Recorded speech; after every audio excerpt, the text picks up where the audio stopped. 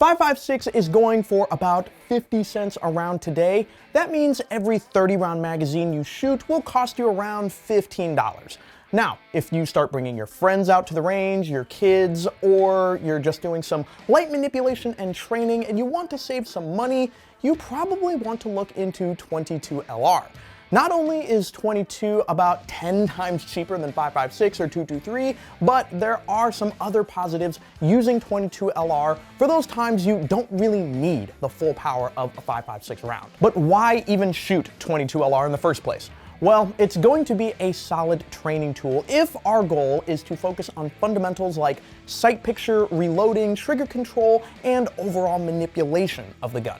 It's not going to be as good if our goal is to practice follow-up shots, transitions, or recoil control, because not having the full power of a 5.56 round could cause some bad habits in the long run. The cool thing about 22 is that it can be a really awesome confidence builder for new shooters as well, because there's nothing more intimidating than going out to the range for the first time and grabbing a 5.56 or 223 gun, squeezing the trigger, and feeling the massive concussion that really rocks your chest, especially if you're not used to it. Now, 22 on the other hand, you can put in the hands of almost any new shooter.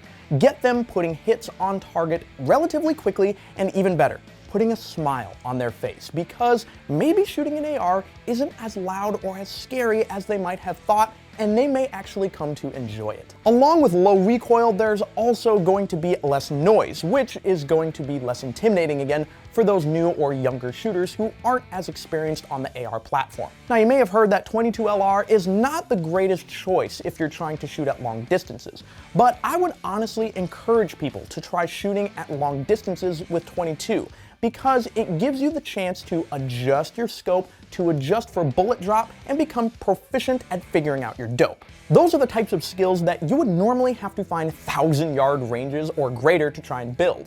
But with 22 LR, you can actually accomplish this with ranges that are only 300 yards or so, which are still hard to find, but much easier than 1,000-yard training ranges. As of today, I can get 1,000 rounds of 5.56 for about 50 cents a round, like I already said, and 22 is going to be about a nickel a round. Each round would bring in about 45-cent savings. So if we shoot 100 rounds, we would be saving about $45. 200 rounds would bring us about $100, and after 500 rounds, we would be looking at about $250 in savings. That would be enough to pay for one of these options that we're going to talk about in this video. Now, we need to spend a couple of minutes talking through the options you have to get 22 rounds through your AR-15 reliably.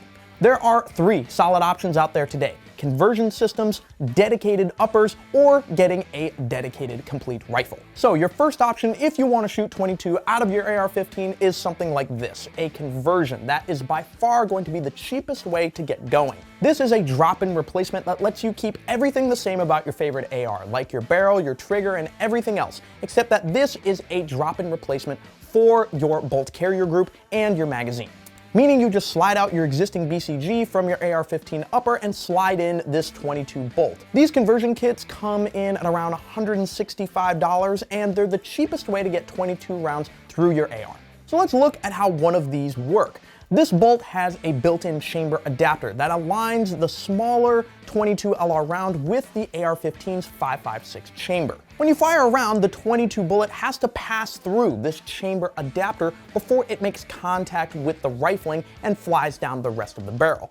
Instead of relying on a gas-operated system like the standard AR-15 setup, this conversion kit utilizes blowback operations, similar to something like a 9mm PCC. Blowback means the force from a fired round directly pushes the bolt back, cycling the action without needing any gas from the barrel. A lot of these kits will also come with specific 22 LR magazines that fit in your AR-15 magwell, allowing you to shoot 22 ammo out of your rifle. Swapping between 223 and 22 only takes a few seconds, since all you need to do is change out your bolt carrier group. Obviously, the magazine is different as well, but if you can load a 5.56 magazine, then you can load one of these CMMG 22 mags. You don't need to change out your barrel or anything else, and I know you guys love to do that all the time. Personally, I think everyone should own a conversion kit for how quick and easy they are to implement, but if you plan on going hard with 22 LR in your AR, then the conversion kit might not be the best choice for you. The first of the downsides is that when you fire a 22 round with this conversion kit, it is entering the chamber adapter that slides into the barrel's chamber before it actually hits the rifling of the barrel. So what's going on here is the 22 round is being fired, passing through the chamber adapter, and then slamming into the rifling at about 400 to 600 feet per second, as opposed to a normal 223 round, which is gliding and picking up speed as it's passing through the rifling. A bullet hitting the rifling at that speed is not something that the barrel was designed for, and therefore it's going to lead to small parts of the bullet melting or scraping off, which is what we call leading the barrel. What this means is that your barrel is going to get dirty and get damaged over the long run. If you plan on shooting more than a couple hundred rounds of 22 a year, a conversion kit probably isn't the best choice. Now, 22 LR is easily one of the dirtiest rounds out there, between the bare lead projectiles covered in wax, and not to mention the vast majority of 22 ammo being built to be as cheap as possible, which means cheap powder that doesn't always completely burn, and it leaves a lot of carbon and unburnt powder behind in your barrel and your chamber. In order to see this, next time crack open your AR. Do you see any of that little black grains of what looks like sand? That's more than likely unburnt powder and can start to cause some grip and gumminess in your gun. Pretty gross. Because of that excess filth, you're probably going to want to clean your rifle, at a minimum your barrel, every couple hundred rounds, which can get pretty annoying and a bit time consuming. And also, because of that 22 round having to pass through the chamber adapter like what we talked about earlier, and the fact that the adapter is not properly seated because there's actually nothing locking it in place, then you're going to see less accuracy unless you're using some really high-end ammo, at least ammo that's high-end for 22 standards. Another downside is that you're using a barrel that has a twist rate that is not optimal for 22 LR, which is typically going to operate really well with a barrel that is running a 1:16 twist rate, which is much slower than the 1:6 to 1:8 twist rate found in common 5.56 barrels. Using a 5.56 barrel with a much faster twist rate is going to increase the possibility of premature leading of the barrel because you're spinning the 22 round much faster and increasing the total friction. So with all of these issues then, you might just want to go with a dedicated 22 rifle. Maybe something like this, Goat 15, a smaller, lighter version of the AR, but with similar ergonomics. If you are looking to shoot a lot of 22 and you want to be out of the AR15 platform, then a dedicated 22 is the way to go because you're getting a complete rifle that is ready right out of the box. No gunsmithing or messing around with parts or conversions. Something like this smaller Goat 15 or an M&P 1522 or a Ruger 1022 are going to be way more reliable because they are designed to shoot specifically 22. But again, the Goat and the Ruger aren't in the AR platform, so if you want to stay within the AR family, your options are going to be more limited. Oftentimes, these things are going to be made out of polymer, which again makes them very easy to work with and hand over to a new shooter that's not too familiar with ARs and thinks they're too scary to shoot because they're much lighter and less intimidating than a normal 5.56 AR. On top of that, these are probably going to be way less expensive than building out a whole AR-15 and then adding a conversion kit or building out a dedicated upper, which we'll talk about later. Before we do though, these things aren't great for everyone because they're using proprietary parts for the most part, so they're not really going to be as interchangeable as a good old-fashioned AR-15. Along with that, they can have a bit of a different feel in the hand compared to AR-15s, and that's mostly due to the fact that they're going to be made out of some kind of plastic or polymer, which is another downside. Because of the presence of all that polymer, the accuracy can be highly affected, especially if you're doing things like shooting off of a barricade, because it is much easier to affect your barrel's harmonics, meaning the way your barrel moves back and forth.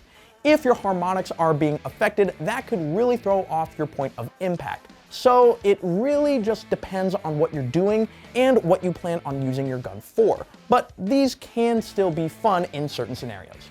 Now we move on to what I would consider the best bridge between a dedicated 22 gun and a conversion kit, which is building out a dedicated 22 LR upper. What I like about these is that you're going to get better accuracy compared to conversion kits because you're going to be using dedicated 22 LR barrels with a proper 1 in 16 twist rate, which is the correct twist rate for 22, by the way. And you don't have to take my word for it. There's a lot of content out there, especially from YouTubers like The Reloading Craft, which have done great work on testing the accuracy differences between 22 conversion kits and a dedicated upper with an actual 22 barrel. So go check that out if you're curious. They're also going to be more reliable because you're using more of the same parts that were meant to go together, kind of like the dedicated gun. Now, there are still some issues, and we'll get into those, but for the most part, this is going to mitigate a lot of those issues, especially when comparing it to some conversion kits. You're also going to avoid a lot of that fouling and leading that occurs in your gas system, like you might have if you're using a 22 conversion kit. What can happen is a lot of that extra powder, lead, and fouling can actually make its way through the gas system, partly making it really hard to clean and might even lead to cycling issues since a lot of that gunk could stay in your gas system when you switch back to 5.56 after shooting 22. You're not going to see any of those issues here because you don't have a gas block or a gas tube because of the direct blowback design of 22. It's also nice because this means that we, the builder, don't have to worry about messing around with the gas block and the gas tube, which is my personal least favorite part to assemble on an AR, and I know it's true for a lot of you guys too. What's nice about this too is that if you have an AR15 with a lower receiver that you really like, that's all tricked out with maybe a nice trigger, an ambidextrous safety, or a buttstock that's really comfortable, you can keep all that and simply toss this dedicated upper on top, and that still gives you a lot of the familiarity with all the controls and all the things that you really like, which means that it could be a fantastic training tool for us, which again is our goal. When we're shooting with a dedicated upper with a dedicated 22 barrel, we can still get really good accuracy, even with things like much cheaper federal bulk ammo, and still get really good groups at distances of about 50 or maybe even 100 yards if we're training a lot, which if we go this route, then we should be. Just like with the other options, this isn't going to be for everyone though, because it's going to be more expensive than just getting a conversion kit, coming in at around $460 depending on what you spend money on, like your handguard, your muzzle device, or even your optic. It also does require you to buy separate parts like an upper receiver and a handguard and put all those things together, which for some people might not be the best option, but because we love building things around here at AT3, that's not really a problem for us. But I can understand if that's more intimidating for some folks. At the end of the day, these are all considerations you have to make before you go building out a 22 upper. And if you want a little bit more inspiration on what parts to pick out, what options there are, and what I would recommend, you can check out next week's video right here where we build out a custom 22 upper. See you there.